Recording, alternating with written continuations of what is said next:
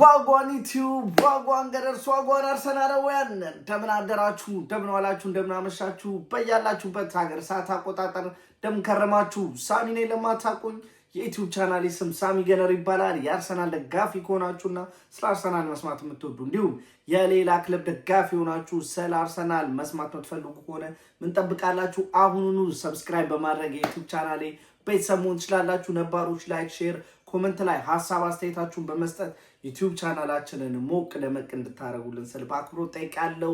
ይህንንም ቪዲዮ ስትጀምሩ ላይክ እያደረጋችሁ ጀምሩ። የእናንተ ላይክ ማድረግ የዩቲዩብ አልጎሪዝም ለኔ ይሄን ቪዲዮ ብዙ ሰው ጋር በማድረስ ስለሚያግዘኝ ፕሊዝ ላይክ አድርጉልኝ። ከቻላችሁም ሼር እና ኮሜንት አትስነፉ። ምክንያቱም እንደለፋንበት አመት እስካሁን የስፔሻሊ ተመልካቻችን ቁጥር እያደገ አይደለም። ስለዚህ ፕሊዝ ስፔሻሊ የአርሰናል ደጋፊ ሆነ ይሄን ቪዲዮ እየተመለከት ላይክ ካላደረግ እውነት አርሰናል በዚህ ሲዝን ዋንጫ እንዲበላ የምትፈልግም አይመስለኝም። ምክንያቱም የገዛ የክለብህ ደጋፊ ሆነን ዩቲዩብ ቻናል ሰፖርት እያደረግ ስላልሆነ ማለት ነው። ኤኒዌይስ ብዙም አልጨቀጨቃችሁም። በባለፈው ቪዲዮ ቀጠሮ በያዝነው መሰረት ተገናኝተናል። በቻምፒዮንስ ሊግ የግማሽ ፍጻሜ መርሃ ግብር አርሰናል ነገ ከሜዳው በመውጣት እንግዲህ በዋንዳ ሜትሮፖሊታኖ ስቴዲየም ወይም ደግሞ አሁን ሪያድ ኤር ሜትሮፖሊታኖ ተብሎ የሚጠራው ስቴዲየም ማድሪድ ስፔን ተጉዞ እንግዲህ ከአትሌቲኮ ማድሪድ ጋር የግማሽ ፍጻሜ ጨዋታውን ያደርጋል። ስለዚህ ጨዋታ አንዳንድ ነገር ለማለት ነው የመጣሁት። እንግዲህ ሊስን አርሰናላውያን በመጀመሪያ ደረጃ ምን ልላችሁ ፈልጋለሁ መሰለኝ ባይዘዌ አይኖ ያለፈው ሁለት ሳምንት እንደ አርሰናል ደጋፊነታችን ጥሩ ሳምንቶች አልነበሩም። እድሜ የኤምሬትሱ ድል ኒውካስትልን ካሸነፈን በኋላ ትንሽ ወደ ራሳችን መለስ ያለን ይመስለኛል። ከዛ በፊት ግን ከዛች የካራባኦ ካፕ ሽንፈት በኋላ ሞመንተማችንን አተን ትንሽ የመደናገጥና ፍራስትሬት የማድረግ ነገር ጀምሮ ነበረ። ነገር ግን ከሞን አርሰናላውያን እዚህ ሰዓት ላይ የነገን ጨዋታ ግን እኔ እንደ አንድ የአርሰናል ደጋፊ ሁላችሁንም የምለምናችሁ ነገር ፕሊዝ ኢንጆይ ደ ሞመንት። ይሄን አጋጣሚ እባካችሁን ኢንጆይ አድርጉት። ያ ሰም ኦፍ ዘ አዘር ፉትቦል ክለብ ፋንስ ለኔ ክስ ሲዝን ቻምፒዮንስ ሊግ ላይ ለመግባት እየተፋለጡ ነው። ቻምፒዮንስ ሊግ ኮምፒት ለማለፍ ወደ ቻምፒዮንስ ሊግ ግሩፕ ስቴጅ እንኳን ለመጫወት አንዳንዶቹ ያውላ ኢን ቢሊየን ስፔንድ አድርገውነ ቸልሲ እሱን እንኳን ማሳካት አልቻሉ። ነገር ግን የኛ ክለብ አርሰናል ለሁለተኛ ተከታታይ ጊዜ ሴሚ ፋይናል ላይ እየተጫወተ ይገኛል። ሊስን አንድ ነገር ልንገራችሁ። አሁን በዓለም ላይ 4 ትላልቅ ክለቦች ይገኛሉ በአውሮፓ እግር ኳስ ላይ ስፔሻሊ። እነርሱም ፒኤስጂ፣ ባየር ሙኒክ፣ አርሰናል እና አትሌቲኮ ማድሪድ ናቸው። ወደዳችሁም ጠላችሁም። እና ደግሞ እንደ ፋክት ደግሞ ሁሉንም ነገር እንመልከት ካልን ከነዚህ ሁላ ደግሞ የተሻለው አርሰናል ነው ብል አይኖ ላጋኖ እችላለሁ። ስፔሻሊ የዛሬን የፒኤስጂ እና የባየር ሙኒክን ጨዋታ እንደተመለከተ ሰው። ነገር ግን ሊስን በቻምፒዮንስ ሊጉ ላይ የብቸኛው አምቢትን ምንም ጨዋታ እስካሁን ያልተሸነፈው ብቸኛው ቲም አርሰናል ነው። 4 የግማሽ ፍጻሜ ቡድኖች ቀርተዋል። 3 ቲሞች አሉ። ከኛ ክለብ ውጭ ያሉ 3 ቲሞች አሉ። ከ3ቱ 2ቱን በሚገርም ሁኔታ በግሩፕ ስቴጅ ላይ ደቁሰናቸዋል። ከዚህ በፊት አሸንፈናቸዋል። ወደዳችሁም ጠላችሁም አሁን ቾፕ የሚባል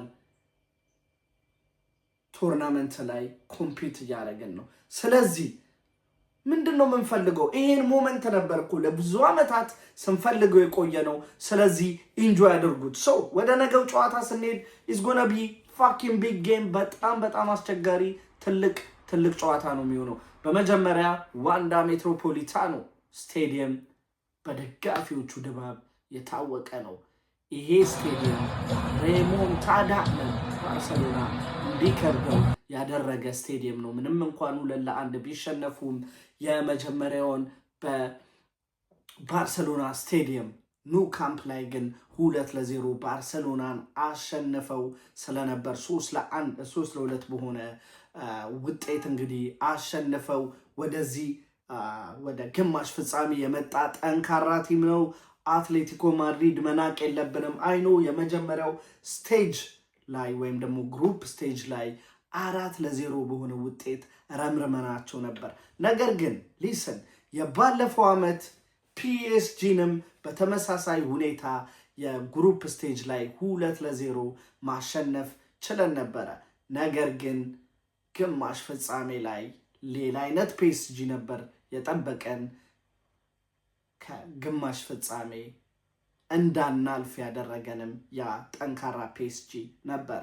ስለዚህ የመጀመሪያ ያደረግነው ነገር አሁን ላይ ይሆናል ብሎ መጠበቅ ሊከብድ ይችላል። ነገር ግን ሊስል ስቲል የቤት ስራችንን በአግባቡ ከፈጸምን እንግዲህ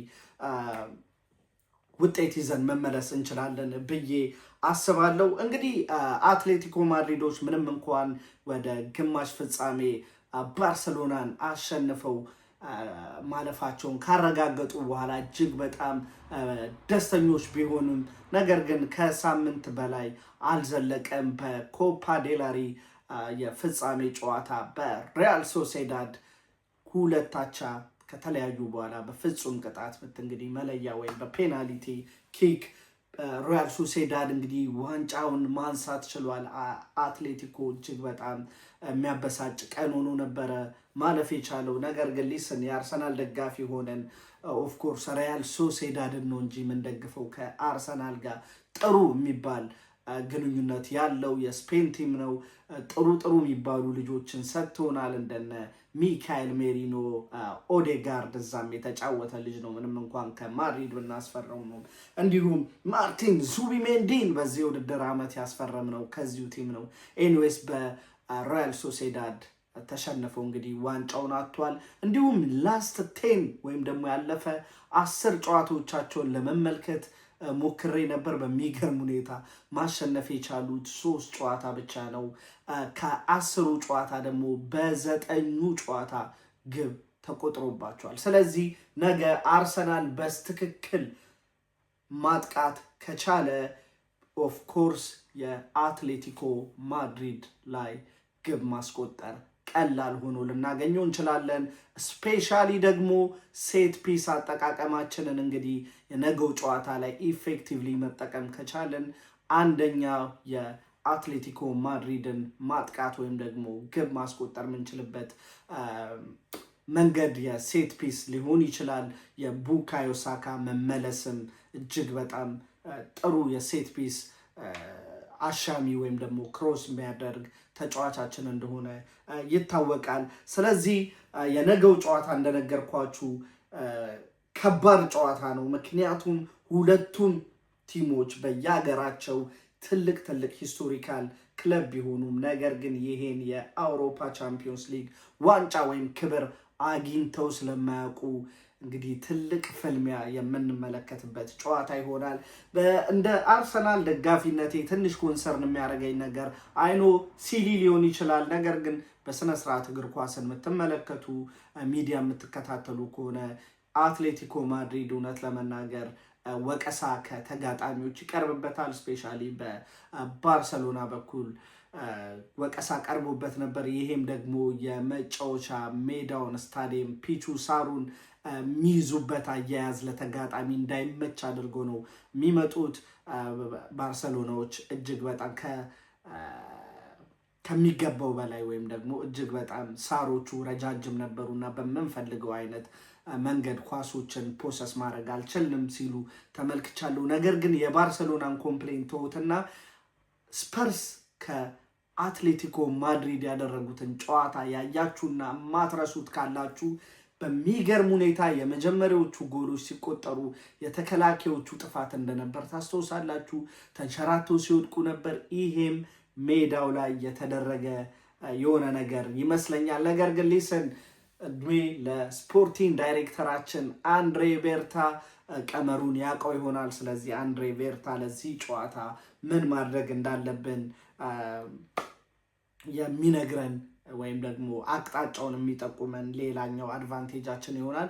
አርሰናል እንግዲህ እንደነገርኳችሁ ሞመንተሙን አጥቶ ቆይቶ ኒውካስትልን ማሸነፍ ችለናል። ነገር ግን ያን ጨዋታ ላይ ፖዚቲቭ ነገሮች እንደነበሩም ኔጌቲቭ ብዬ ባለፈው ቪዲዮ ላይ ጠቅሼላችሁ ነበረ። ሁለት ተጫዋቾች በዛ ጨዋታ ላይ በጉዳት ተቀይረው ወጥተው ነበረ፣ ኤብሪቼዜ እና ካይ ሃቨርስ። እንዲያው በዛው በማች ሪያክሽን ቪዲዮ ላይ የካይ ሃቨርስ ትንሽ አስጊ ነው፣ ኤብሪቼዜ ግን ሂ ሉክስ ፋይን ብያችሁ ነበር። እንደጠበቅነውም ኤብሪቼዜ ጥሩ ሁኔታ ላይ የሚገኝ ይመስለኛል። ዛሬም ትሬኒንግ ሲያደርግ ተመልክተነዋል። ካይ ሃቨርስ ግን ለዚህ ጨዋታ አይኖርም። ካይ ሃቨርስ ብቻ አይደሉም፣ ዩሊያን ቲምበር እና ይሄን ውድድር በዚህ ውድድር ዓመት ምናልባትም ደግመን ላንመለከተው ምንችለው ሚካኤል ሜሪኖ ከዚህ ቡድን ጋር አይኖሩም ማለት ነው።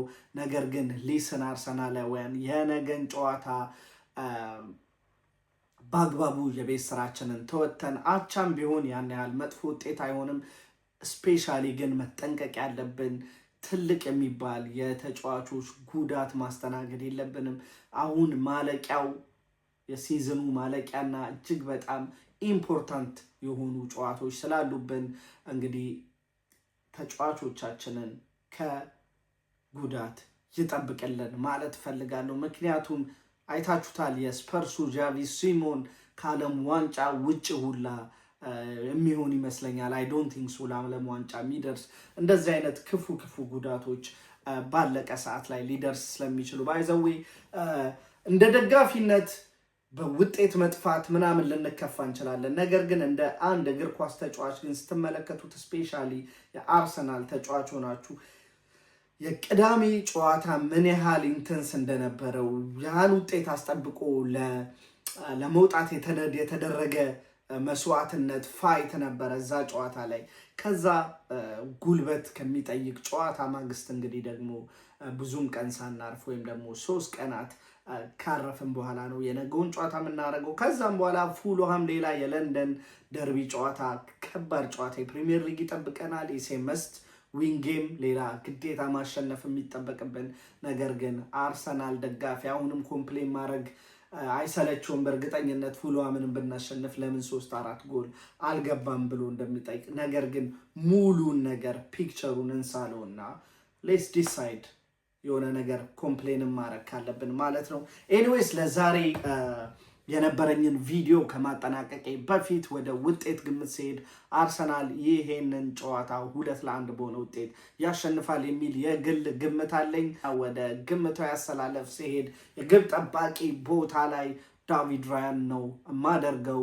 የቀኝ የመከላከል ፉልባክ ቦታ ላይ ግን ሞስኬራን አደርገዋለሁ ለዚህ ጨዋታ። ምክንያቱም ዲፌንሲቭ ላይ ጠንካራ ተጫዋች ያስፈልገናል። ምክንያቱም ኖርማሊ በዚህ በግራ የማጥቃት የአትሌቲኮ ክንፍ በኩል አልቫሬዝ አንዳንዴ እዛ ቦታ ላይ ይገኛል። ሉክማንም እዛ ቦታ ላይ የሚጫወተው ሌላኛው አስቸጋሪ ተጫዋች ነው እና እነሱን በመከላከል ኳሊቲው ሻል ያለ ተጫዋች ማርክ እንዲያደርጋቸው ስለምፈልግ እንግዲህ የነገውን ጨዋታ የቀኝ ፉልባክ ቦታ ላይ ክሪስቲያን ሞስኬራን አደርጋለሁ። የቀኝ መሃል ተከላካይ ቦታ ላይ ዊሊያም ሳሊባን ከግራ የመከላከል ቦታ መሃል ቦታ ላይ ጋብሪኤል ማጋሌዝ ጋር በማጣመር ማለት ነው። የግራ ፉልባክ ቦታ ላይ ካላ ፊዮሪን መመልከት ፈልጋለሁ። ሊስን እኔ አይኖ ባይዘዌ ሄንካፔን ጠልቼው ምናምን አይደለም።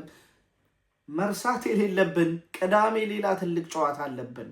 በደንብ ዋንጫውን ማንሳት የምንፈልገው የለፋንበት የውድድር ዓመት ነው ፕሪሚየር ሊጉ። ስለዚህ ፕሪሚየር ሊጉን ችላ መባል የለበትም። ለዚህ ጨዋታ ካላፊዮሪን መመልከት ፈልጋለሁ። ሄንካፔ ግን ለቅዳሜው ጨዋታ ኪፕ ማድረገው ይሆናል ማለት ነው። የመሃል ቦታ ላይ ሌላ ለውጥ አደርጋለሁ። ሁልጊዜ ምን ስጠቅሶ ማርቲን ዙቢሜንዲ የባለፈው ጨዋታ ላይ ተቀይሮ ወጥቷል። አይ ቲንክ የህመም ስሜት ሳይሰማው አይቀርም። ኢቨን ፊትም ቢሆን የነገውን ጨዋታ በ6 ቁጥር ቦታ ላይ ዴክላን ራይስን አድርጌ መሀል ላይ እሱን አጣምረው ኤብሪቼ ኤዜ እና ኦዴጋርድን ማሰልፍ ይሆናል። ከዚህ በፊት ስለ ሁለቱ ቅንጅት ሁለቱ አብረው ሲሰለፉ የሆነ ነገር መፍጠር ይችላሉ ብዬ እንደማስብ የግል አስተሳሰቤን ወይም ደግሞ እምነቴን በቪዲዮ ያጋርቻችሁ ነበረ። ስለዚህ የነገም የመሃል ክፍል ተጫዋች እነዚህ ነው ኪፕ ማረገው። የቀኝ የማጥቃት ክንፍ ቦታ ላይ ቡካዮ ሳካን አደርግና እንግዲህ ስታርቦይ ናፍቆናል። የናፈቅነውንም ደግሞ እነዛ የግራግር ማጂኮች አሁንም ለመመልከት እንግዲህ ናፍቄያለሁ። የነገን ጨዋታ በጉጉት እየጠበቅኩ ነው። በግራ የማጥቃት ክንፍ ቦታ ላይ ማርቲኔሊን ማሰለፍ ይሆናል። ማርቲኔሊ እዚህ ቶርናመንት ላይ ጥሩ የሚባል ቁጥሮች አሉት። እውነት ለመናገር በእኔ በኩል ትሮሳርድን ለማሰለፍ አስቤ ነበር። ነገር ግን አንዳንዴ ማርቲኔሊ ይሄ ኮምፒቲሽን ቻምፒዮንስ ሊግ እጅግ በጣም ይቀሏል። ብዙ ግቦችም በዚህ የውድድር ዓመት ያስቆጠረው በዚህ የቻምፒዮንስ ሊግ መርሃ ግብር ላይ ነው ይመስለኛልም ካልተሳሳትኩ 5 ግቦችን በማስቆጠር ከፍተኛው የቻምፒዮንስ ሊግ የክለባችን ተጫዋች ግብ አስቆጣሪ ማርቲኔሊ ይመስለኛል። ስለዚህ እሱ ወደዚህ ጨዋታ ማመጣው ይሆናል። የፊት 9 ቁጥር ቦታ ላይ ቪክቶር ዮኬሬዝ ወደ ቀድሞ ቦታ ይመለሳል። የካይ ሃቨርስ ሊንክ ፕላይ ወይም ደግሞ ሊንክ እያደረገ ከሌሎች ተጫዋቾች ጋር የሚያደርገው የቲም ጨዋታ እጅግ በጣም ወደነው ተስማምቶን እየተመለከተን ነበር። ነገር ግን በጉዳት ምክንያት ከዚህ ጨዋታ ላይ ስለማናገኘው እዚህ ጨዋታ ላይ ቪክቶር ዮኬሬዝን የማሰልፈው ይሆናል። እንግዲህ በእነዚህ ልጆች ታግዘን የነገውን ጨዋታ 3 ነጥብ ይዘን ወደ ኤምሬትስ ስቴዲየም እንመለሳለን የሚል የግል እምነት አለኝ። ግምታችሁን ኮመንት ሴክሽን ላይ አሳውቁኝ። እንዳረሱት ኮመንት ሴክሽን ላይ በስትክክል የገመተ ሽልማት አለው። ሽልማቱን አልናገርም። በስትክክል የገመተ ግን ሽልማት አለው። ይገምቱ፣ ይሳተፉ፣ ይሸለሙ። ለዛሬ የነበረን ርዕሴን ይመስላል። ነገ ከጨዋታ በኋላ በማች ሪያክሽን ቪዲዮ እስከምንገናኝ ለዛሬ ፒስ አይ ካም ኦን ዩ ገነርስ።